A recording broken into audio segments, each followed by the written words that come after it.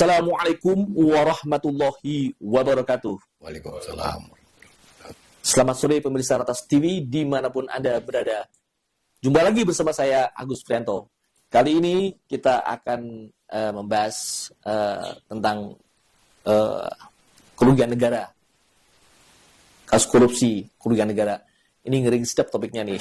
Di samping saya kebetulan ada tokoh yang spesial ya kan. Sebenarnya kawan lama tapi sudah tak bercua, tapi sekarang beliau mengurusi soal atau mengamati soal anggaran negara ini luar biasa nih, yaitu Bang Iskandar Sitorus. Assalamualaikum. Ya, Waalaikumsalam. Ya. Apa kabar Bang Iskandar? Alhamdulillah baik-baik aja. Sehat ya? Masih sehat. Ya, pemirsa Ratas TV, Bang Iskandar Sitorus ini adalah Sekjen Indonesia Sekjen Indonesia Audit Watch ya kan, IAW ya. Mungkin publik sudah kenal juga ya. Nah, Bang Iskandar, ini kita menarik nih. Saya ingin tanya tentang kerugian negara dalam kasus korupsi ya. Di kejaksaan maupun di KPK. Menurut Anda sejauh mana penanganan kasus-kasus kerugian negara bidang korupsi di dua lembaga tersebut? Nah, terima kasih untuk teman-teman Ratas. Ya. Terima kasih pemirsa. Prinsip-prinsip keuangan negara itu sebenarnya dimulai dari perencanaan, lalu penggunaan, lantas ada pengawasan. Nah, kami lebih concern pada pengawasannya. Nah, pengawasan ini sesungguhnya dilakukan secara pihak-pihak yang intern. Itu biasa dikenal istilah Satuan Pemeriksa Intern atau SPI, dan atau pihak-pihak lain yang ditentukan oleh perundang-undangan. Kalau di Indonesia saat ini yang level perundang-undangan itu sesungguhnya baru Undang-Undang Nomor 15 Tahun 2006 tentang Undang-Undang Badan Pemeriksa Keuangan. Tetapi dalam perjalanannya kan ini ada sekat-sekat, ada persoalan-persoalan yang memang secara politis bisa membuat fungsi-fungsi ini tidak berjalan. Sehingga akhir-akhir ini, 5 tahun terakhir, hubungan yang tidak baik antara BPK dan berbagai institusi terlihat pada kasus-kasus korupsi yang dihitung kerugiannya oleh negara. Negara skopnya sekarang dipakai di Kejaksaan Agung itu hanya khusus BPKP, Badan Pengawas Keuangan Pembangunan, bukan Badan Pemeriksa Keuangan. Ini sebenarnya esensi persoalan yang nanti bisa berefek ke depan. Berefek seperti ini. Kalau pengawas itu ngeliat-liat, memperhatikan. Tapi kalau pemeriksa, dia lebih detail. Itu dua definisi itu sebenarnya sudah berbeda. Tetapi kecenderungannya hanya aparat Kejaksaan Agung yang lebih dominan menggunakan fungsi-fungsi dari BPK. Padahal BPK itu setara adalah bagian dari pemerintah. Pada fase yang berbeda, Badan Pemeriksa Keuangan Republik Indonesia itu masih lebih dominan digunakan oleh bapak-bapak, ibu-ibu di KPK. Nah ini dua hal yang nanti bisa menunjukkan dan membuat perbedaan. Ada lembaga yang wah dalam penanganan korupsi dan ada yang tidak wah. Yang jadi masalah adalah sekarang lahir lagi instrumen baru di level Mabes Polri, yaitu Kortas itu ya. Nanti kita akan lihat mereka akan pakai siapa. Ini menjadi polemik juga. Kenapa kami sebut polemik? Begini dia Mas Agus. 5 tahun terakhir Kejaksaan Agung tuh gencar menangani korupsi. Kalau orang yang melihatnya secara dangkal itu wah. Wah, nggak ada yang mengatakan tidak wah kinerja Kejaksaan Agung itu. Tetapi bagi orang yang memahami metodologi audit itu cemen. Artinya masih ada keraguan menurut Anda. Betul. Jadi kenapa kami sebut keraguan seperti ini ya? Yang lebih teranyar dan masih hangat diingatan publik adalah satu kasus besar tentang BTS di Kominfo atau Komdigi sekarang. Itu waktu itu diselidiki oleh Kejaksaan Agung. Lalu ada cawe-cawe, ada uang ngalir, uang suap dan untuk tutup mulut. Lantas dia disidik, lalu dituntut, lantas kemudian dihitung kerugian negaranya. BPKP menyebut kerugian negara 8 triliun. Nilai proyek 10 triliun. Kalau orang yang paham dengan audit, ini kayak nggak mungkin. Lantas kami teliti dan lain-lain cermati, kalau ini diyakini publik diyakini oleh institusi Kejaksaan Agung menjadi suatu kebenaran atau nilai faktual, maka ini adalah kasus terbesar di Republik korupsi karena pencuriannya sampai 80%. Ya. Karena kan itu 10 triliun tapi disebut kerugian negara 8 triliun. Artinya 80% nilai pencurian atau nilai korupsi di sana. Faktanya ketika kami menyebut kami ragu dengan hasil penghitungan kerugian, hasil penghitungan BPKP, bukan kerugian ya, penghitungan mereka, karena kami tahu itu bukan urusan BPKP. Dia hanya ngawas kok, dia SPI, Satuan Pemeriksa Intern yang bagian dari pemerintah. Lantas, ketika teman-teman wartawan nanya, kira-kira berapa kerugiannya gitu ya. Hitungan kami 2,5 triliun. Wow, dari 8, triliun itu. Ya. Faktanya sekarang, fakta persidangan, putusan yang sudah mereka kasasi sekalipun, angkanya nggak sampai 2,5 triliun.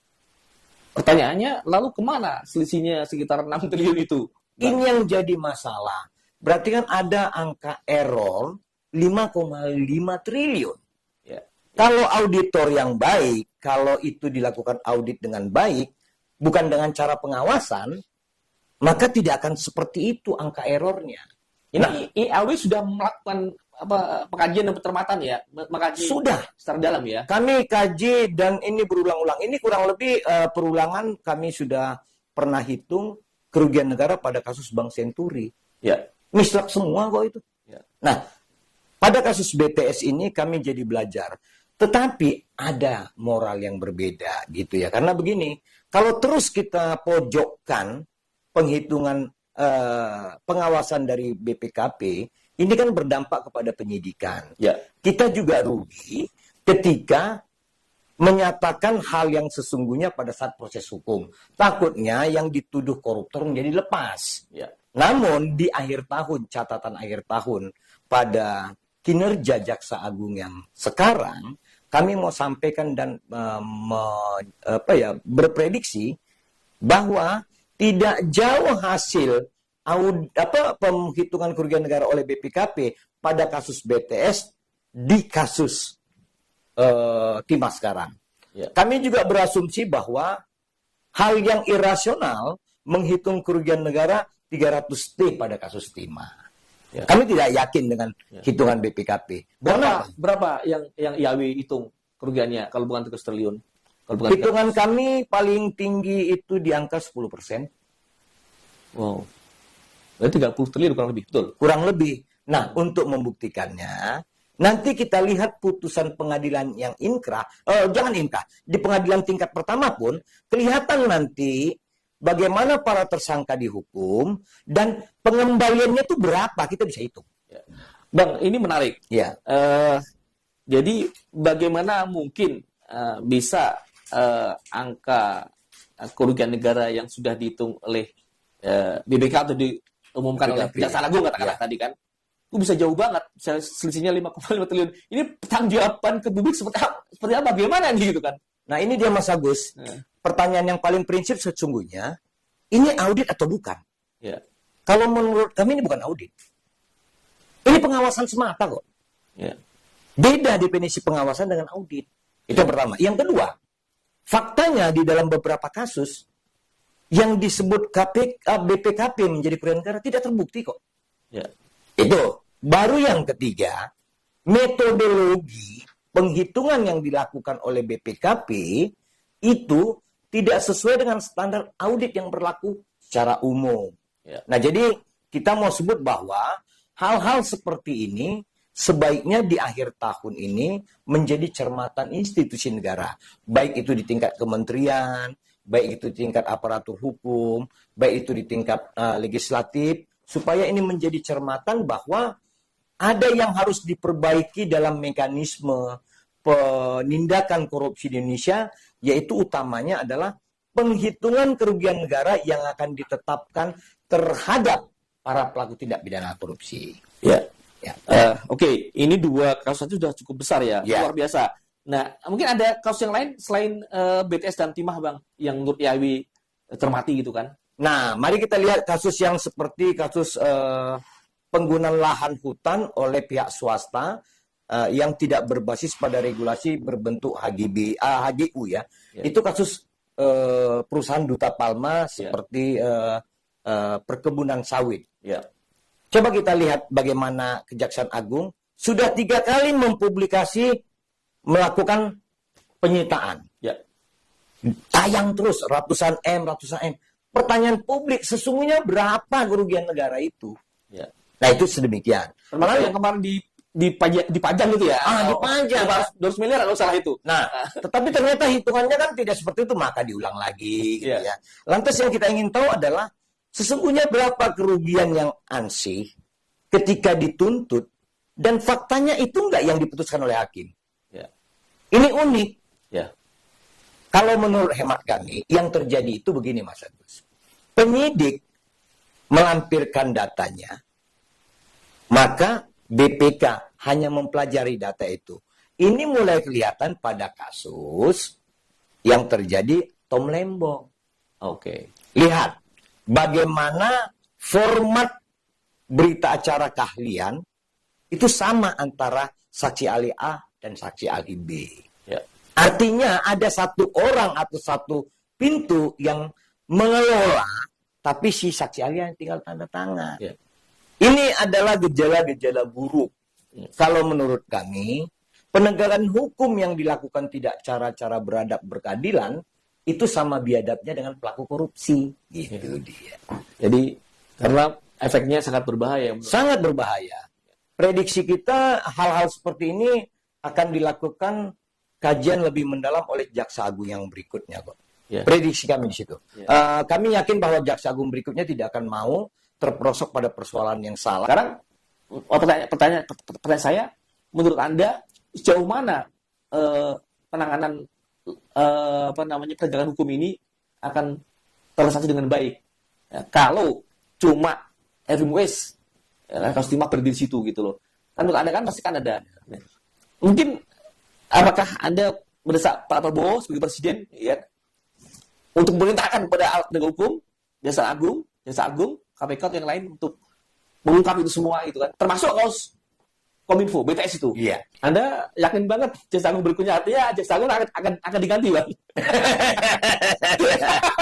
Jadi begini, Mas Agus, persoalan diganti tidak diganti itu hak prerogatif presiden. Tetapi publik mempunyai nawa, mempunyai pemikiran, mempunyai kajian bahwa ada yang buruk terhadap posisi penegakan hukum jika produknya seperti ini.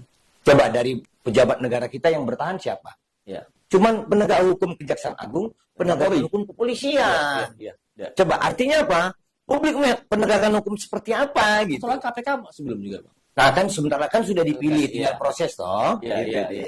Nah, berarti artinya kalau begitu Anda ingin mengatakan bahwa kinerja Jaksa Agung di bawah Burhanuddin itu Anda kasih rapat berapa? Kalau gini Mas Agus, makanya kami sebut kalau kita masuk ke esensi secara detail mendalam itu mungkin orang-orang cerdas yang paham mungkin sebagian besar pemirsa ratas paham itu. Tetapi secara umum ini pembentukan opini luar biasa. Seakan-akan bahwa ada kerugian negara yang sudah benar 300 triliun.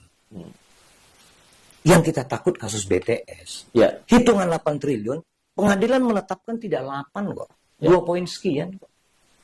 Nah, apakah kita mau terjebak lagi? Di awal kita sepakat untuk membongkar korupsi timah, tapi caranya jangan cara yang tidak benar gitu. Kita tidak ingin itu juga terjadi. Fakta, unik kasus kasus korupsi timah. Masa hanya sebatas Harvey Muiz pelakunya? Aneh kan? Terus apa kita berharap bahwa Harvey Muiz bisa ganti 300 triliun? Dia hanya dihukum 250-an miliar kok. Bagaimana itu? Betul. Ya, artinya dalam hal ini masih ada invisible hand yang tersentuh. Kami yakin nih, Mas Agus lebih paham itu. Kami paham itu. Itu menurut Anda siapa aja itu kira-kira itu? Apakah ke pejabat atau barangkali anggota dewan atau yang lain tuh menurut Kami tetap bersikuku bahwa bos besarnya adalah Jenderal Bintang 4 inisial B. Lantas dia punya operator ke bawahnya. Bentar. Jenderal Bintang 4 inisial B. Inisial B. Ini masih aktif ya? Kami tidak sebut aktif tidak aktif, dia bintang 4 inisial B. Kalau Anda sebut jenderal berarti masih aktif dong. Nah, Kali purnawirawan. Nah, bisa kalau lebih spesifik purnawirawan. Nah, berarti jadi udah nggak aktif berarti. itu sudah kita sebut 6 bulan lalu. Oke. Bahwa itu belum tersentuh dan operatornya yang ada di atas Harvey Muiz itu belum disentuh. Nah, kalau hanya sekedar Heli Nalim, itu kami sebut dari awal itu keset kaki. Fakta kan demikian. Heli Nalim bukan siapa-siapa. Tetapi menjadi siapa-siapa untuk pembentukan opini. Lihat aja sekarang. Ternyata aliran uang yang hanya ke Harvey Muiz itu 200-an miliar. Tidak signifikan menurut Anda ya? Tidak signifikan. Tapi kan ketika disebut hakim bahwa pemilik Sriwijaya bisa Bos Sriwijaya, Bos Sriwijaya terkonsolidasi sampai 1 triliun, lantas beberapa pihak triliun lain, ya kan? Jadi menurut hitungan kami agak sulit secara rasional meyakini bahwa hitungan BPKP tentang kerugian negara sampai 300 triliun itu seperti demikian. Kami mau menyebut, mari kita tunggu putusan pengadilan. Nggak mungkin 300 triliun. Ya, oke, ini menarik. Pemirsa, ini gayanya Bang Iskandar ini tidak berubah dari dulu. Beberapa hari saya suka itu kan. Di zaman beliau dulu jadi direktur lebih kesehatan ya. Ya, Bang Iskandar, saya ingin menanyakan, berarti masih terkait soal tadi, Kasus Timah tadi. Ini menarik karena publik juga menunggu. Dan kita tahu bahwa komitmen Presiden terpilih ya, Presiden Prabowo ya sekarang, itu sangat getol yang sangat kejar ingin memberantas korupsi kan itu. Karena di awal beliau dilantik sudah menyatakan itu sangat tegas. Nah, sekarang jadi begini dia Mas Agus. Kalau kita lihat ke Pak Prabowo hari ini, Presiden Prabowo ini kan transisi dari Pak Jokowi. Kasus ini semua kan di zaman Pak Jokowi. Nah, kalau kami malah melihat perhatian Pak Prabowo ini didukung oleh alam. Jadi Pak Prabowo diuntungkan juga dengan kondisi sekarang bahwa publik akan mendorong kasus ini akan terungkap. Kami yakin bahwa harus ada sekitar minimal 3 orang lagi tersangka besar di kasus di kasus Timah, baru ini full. Baru angka kerugian negara itu bisa terbaca sedemikian rupa. Sederhananya Mas Agus, hasil penghitungan kerugian negara oleh BPKP yang berlandas pada data penyidikan dan penuntutan Kejaksaan Agung, ini sebenarnya mau menyatakan ada pemain besarnya, makanya angkanya 300 triliun. Tetapi ketika hanya pemain kecil yang disentuh, maka angkanya kan kecil. Gitu dia. Makanya kami nggak yakin, karena kami tahu bahwa kalau nggak ditarik para pelaku besarnya, nggak ketemu angka 300 triliun. Lihat nanti angkanya seputar 30 triliun doang itu. Lihat aja nanti bagaimana. Kita hitung para tersangka ini dihukum, pengembalian kerugian negara, 30 triliun. Sudah luar biasa kalau sampai angka 20%, yaitu 60 triliun. Itu hitungan kita. Mari kita menunggu pernyataan kita di ratas ini dengan setelah sidang-sidang nanti. Begitu dia. Iya, luar biasa. Berarti menurut Anda ini kurang lebih ada 3 tersangka lagi harusnya. Minimal itu. Di kasus Timah ini. Betul. Itu orang-orang besar di dalam. Iya. Nah, kalau itu nggak masuk, unik. Contoh lagi Mas Agus. Bagaimana 3 orang kepala dinas SDM jadi tersangka? Ya kan? Tapi gubernurnya nggak gimana? Padahal penanggung jawabnya adalah gubernur. Nggak mungkin nggak tahu dia. Representasi pemerintah pusat bukan kepala dinas, tapi gubernur. Kalau ada kelalaian dan sudah terbukti kepala dinas, masa gubernurnya enggak? Itu satu level. Ada berapa gubernur? Kecenderungannya 2. Nah, itu level pertama. Di atasnya ada pengusaha hitam itu. Nah, pengusaha hitam ini yang penting bagaimana disosor. Bisa disebut maksudnya? Ya, kalau kita pakai istilah ungkapan kecil-kecil aja kan. Ya, inisial R lah kan gitu. R gitu. R ya. Iya, jadi di kasus ini hal-hal seperti itu kalau tidak disentuh sampai kepada jenderal berbintang 4 yang sudah purna itu nggak ketemu angka 300 triliun. Bayangkan ada 3 lapis yang harus mereka sentuh. Ya, artinya pertanyaan saya tadi belum ada jawab. Artinya Pak Prabowo harus berani menegakkan hukum itu gitu. Justru sebelum pun kasus ini kita bahas, Pak Prabowo sudah menentukan yang jadi masalah. Apakah perintah presiden, instruksi presiden dilakukan oleh bawahan Kejaksaan Agung dilakukan enggak? Iya, iya. Ya, Jangan nanti kita salahkan Pak Prabowo-nya lagi. ya, ya. Mending makanya kita intip kinerja dari Jaksa Agung. Tapi Clear, kalau Pak Presiden, Pak Prabowo menginstruksikan Jaksa Agung katakanlah untuk menyidik atau menuntaskan secara tuntas dan sampai ke akar-akarnya, kalau nggak dilaksanakan kan bisa diganti Jaksa Agung kan. Harapan kita Pak Prabowo melihat dari tubuh atau postur kasus ini benar atau tidak kinerja Jaksa Agung. Itu saja kan. Ya, Kalau sudah kita paparkan tadi bahwa ada yang belum dilakukan, kalau terus tidak dilakukan, ya berarti kan melawan. ya. Melawan. Luar biasa.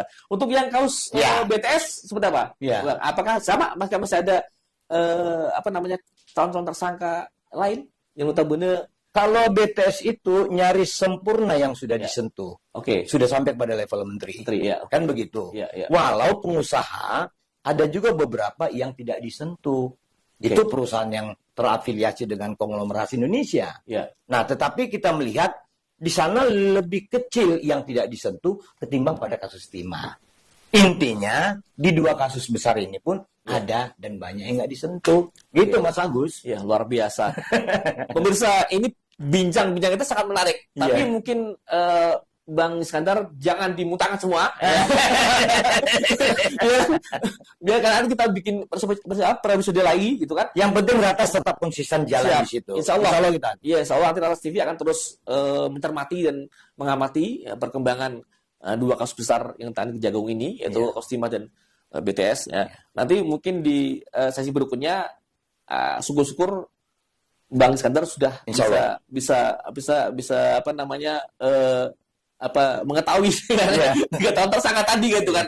Nah ini publik menunggu soalnya gitu kan. Ya. Kalian kan bagaimana juga ini sudah akhir tahun ya, dan juga di awal pemerintahan Prabowo ini publik juga berharap gitu kan sejauh mana keseriusan Pak Prabowo dalam menegakkan hukum atau memberantas kasus korupsi kan gitu. Ya. Oke, Amin. sebelum saya akhiri, Ya. Bang Iskandar, ada yang lain mungkin barangkali ada yang belum sampaikan dalam penegakan hukum, menghitung kerugian negara di kasus yang ditangani oleh Kejagung ini barangkali. Gini deh Mas Agus, kami mendorong Ya, Badan Pemeriksa Keuangan Republik Indonesia harus berkinerja mengembalikan marwahnya. oke. Yang melakukan pemeriksaan itu adalah BPK, Ya, bukan BPKP. BPKP itu pengawasan. ya, Nah sekarang kalau ini tidak dijaga oleh BPK, sama saja BPK mempersilahkan dirinya, mempersilahkan marwahnya diinjak-injak. ya. Nah kita tidak suka itu karena undang-undang BPK sudah ada. Harapan kita BPK menjaga marwahnya. Begitu Mas Agus. Luar biasa. Baik, pemirsa, demikian tadi bincang-bincang saya dengan Bang Audit Watch. Ya, beliau sangat vokal ya. Dan nanti kita akan lihat perkembangan berikutnya, dan Bang Iskandar nanti saya mohon tetap terus. Insya Allah. Terus, Amin. pantau Kita terus ya. Kalau Insya Allah terus ya. Iya. Kita sama-sama. Nah, memang Ratas TV akan juga memberikan hak jawab seandainya ada pihak yang disebutkan oleh Bang Iskandar tadi itu kan, ada yang mungkin merasa dituding gitu kan, baik Kejaksaan Agung, KPK atau kepolisian yang lain, kalau ingin melakukan klarifikasi atau bantahan silahkan, tapi mengundang terbuka 24 jam di Ratas TV kan, Iya. itu kan, Iya. ya kan, itu supaya kita cover both chat gitu, supaya berimbang kan gitu. Baik, terima kasih. Demikian tadi, kita jumpa lagi dalam episode berikutnya. Assalamualaikum warahmatullahi wabarakatuh.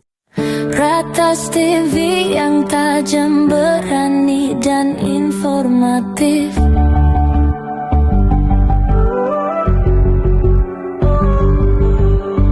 Ratas TV yang tajam,